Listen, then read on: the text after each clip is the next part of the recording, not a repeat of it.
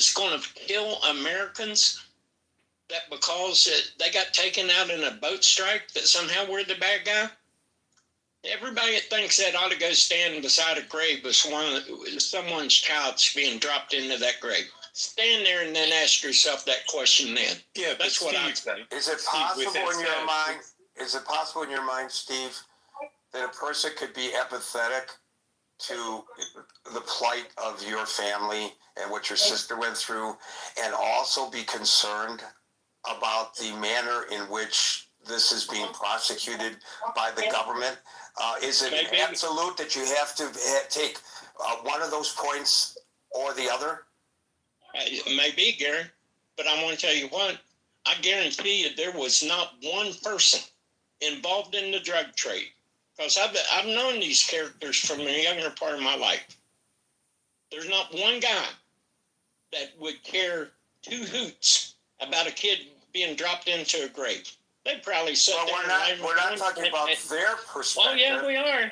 No, we're not. Yeah, we are, because we're talking about how we deal with people that do that to our people. The question was not about their perspective. I agree with you about their perspective. I'm talking about your perspective and mine and everyone else in this room and all of America.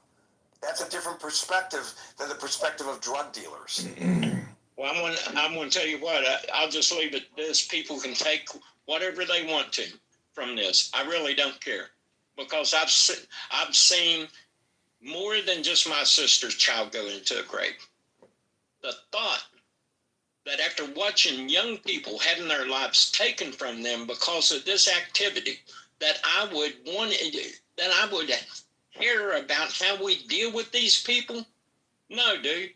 I'm going to tell you what, if I would have found the guy that had done that to my sister's child, there wouldn't have been no articles of convention in how I dealt with him, Gary. So let me ask, you're assuming that everyone on the boat's a drug dealer, basically. That's what you're assuming. Howard, do you think, honestly, Howard, do you think that we do not have enough intelligence to see where those drugs are coming from? Okay. And actually, so if we do, then how come that's not being shared with other members of Congress, like on the House Services Committee and in the Senate and with the House of Representatives? Why is it so secretive? How do we know? Well, I don't know. If there's cause, there's cause. But where's the proof? Where's the case being made? And where's the confidence that the people in charge are making the right decision?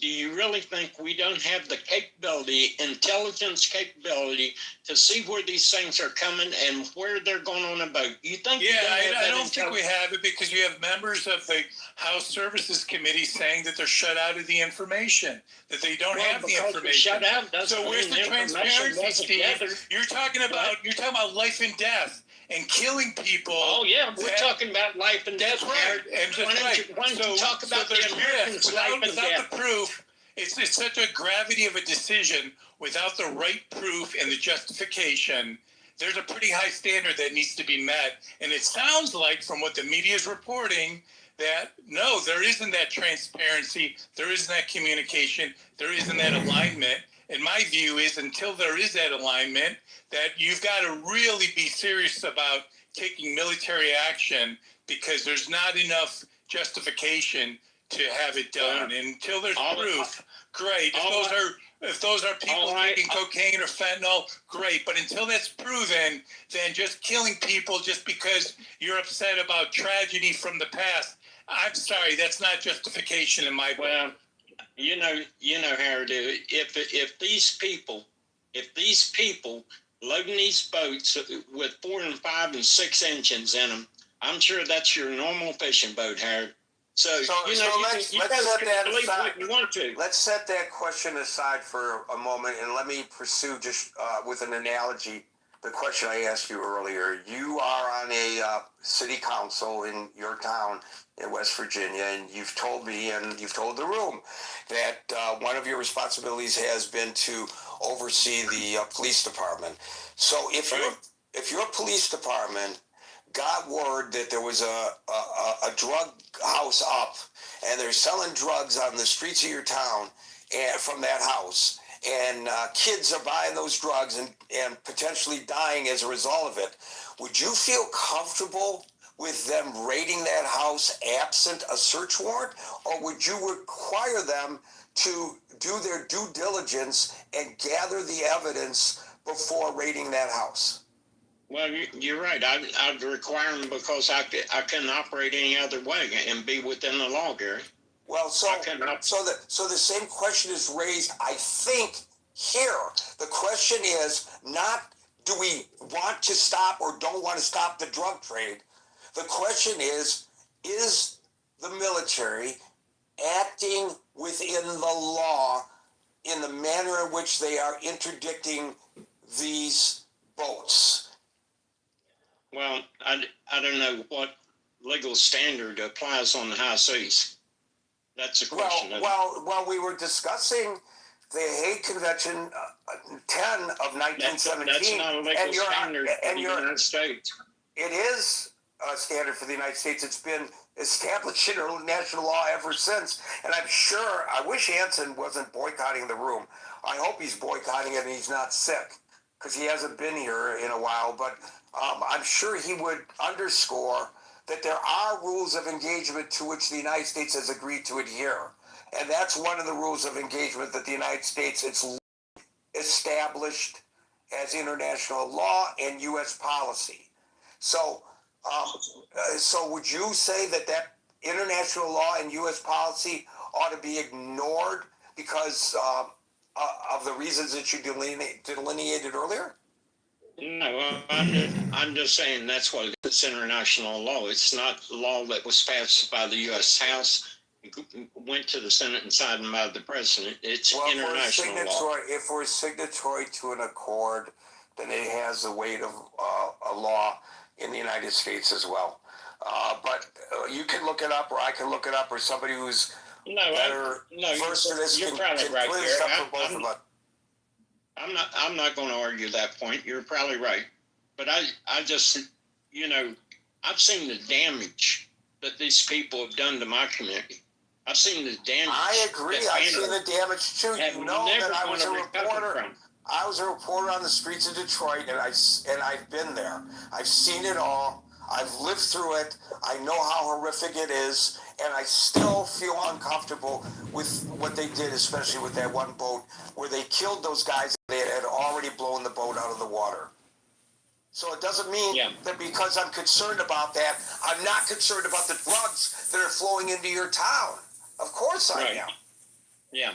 They're not mutually exclusive. Well, I could be too emotional on this point, Gary, because I'm tied too closely with horrific results. So maybe my thinking's clouded a bit here. And it's important for you to articulate your concerns and for us to hear that articulation. Thank you, Steve. You're welcome.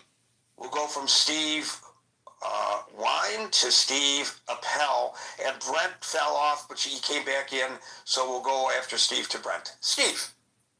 Gary, thank you for holding the space. Hello, everybody. Gary, I grew up on a fishing boat before I was a teenager. Again, a teenager.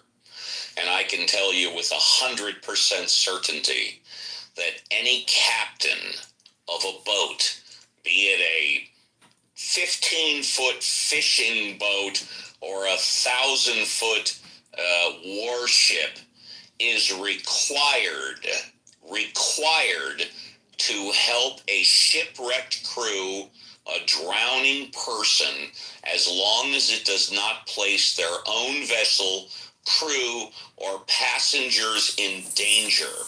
This is a legal obligation that includes rendering all practical and necessary aid, and if unable to provide the aid directly, required to call for assistance to the authorities, such as the Coast Guard. This is a fact. It's undisputed.